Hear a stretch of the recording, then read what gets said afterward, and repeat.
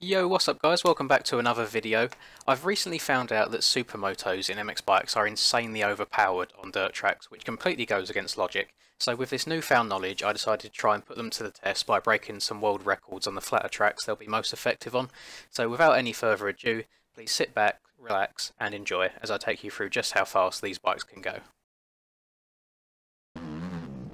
You know, there was far too much effort that went into those first 20 seconds and I'm pretty sure I won't be doing that again. Hopefully you enjoyed that. That did take me far too long to do. So yeah, as I said, it's not like a bragging video or anything like that. I don't consider these actual world records because of how OP these supermoto bikes are. Check out this line. That's actually nuts. That's a 250 by the way. I couldn't even do that on a normal 450. These supermoto bikes, I don't know if they are genuinely faster than the normal bikes, but they have just untold amounts of grip. As you try pulling away from a stop, it's awful. You basically do a 180, but the second you get moving a little bit, the traction is just nuts. It's got better grip than my girlfriend's hand on my wallet. In the space of about an hour, 2 hours, I managed to beat I think it's 5, I've got in this video, it's 4 or 5, I'm not sure which. 5 world record lap times that were previously held by other people. I will show them in the top left. Some were held by me, some were held by others. As I say, I don't consider these actual lap times that should be valid for anything, purely because of the nature of the bike. It's just, there's no point comparing the two, otherwise everybody will just ride the supermotos. So I just beat the forest lap time.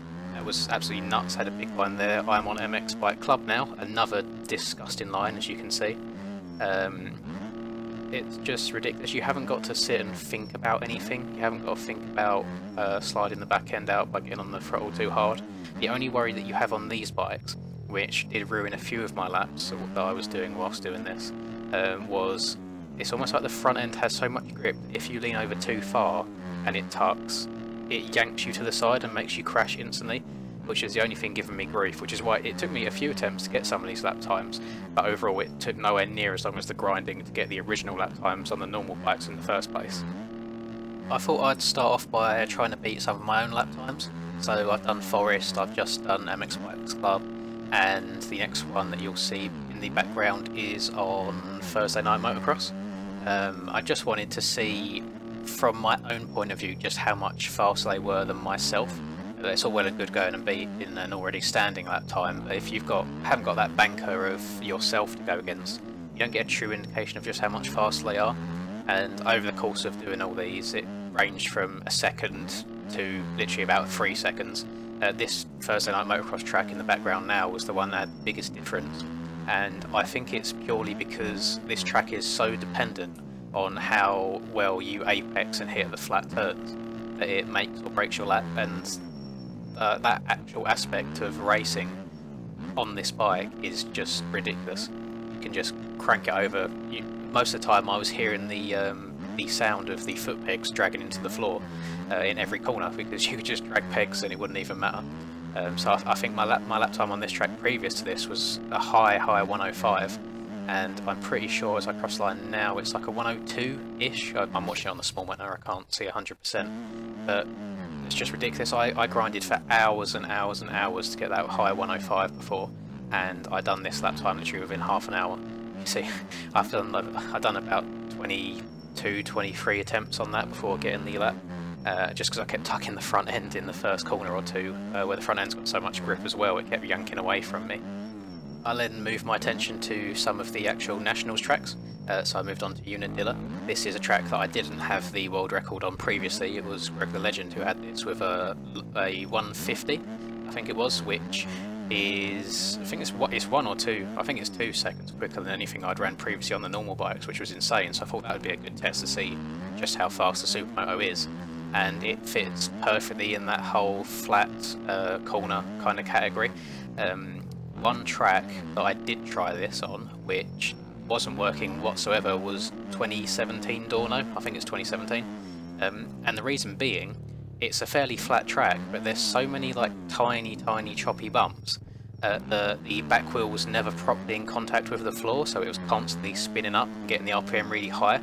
So I was having the trouble of basically as if I was pulling away from a standstill, where I weren't getting any grip at all, and it was actually slower than normal bikes. I think I was something ridiculous like 4 seconds off the pace, and 2 seconds slower than my own personal best anyway.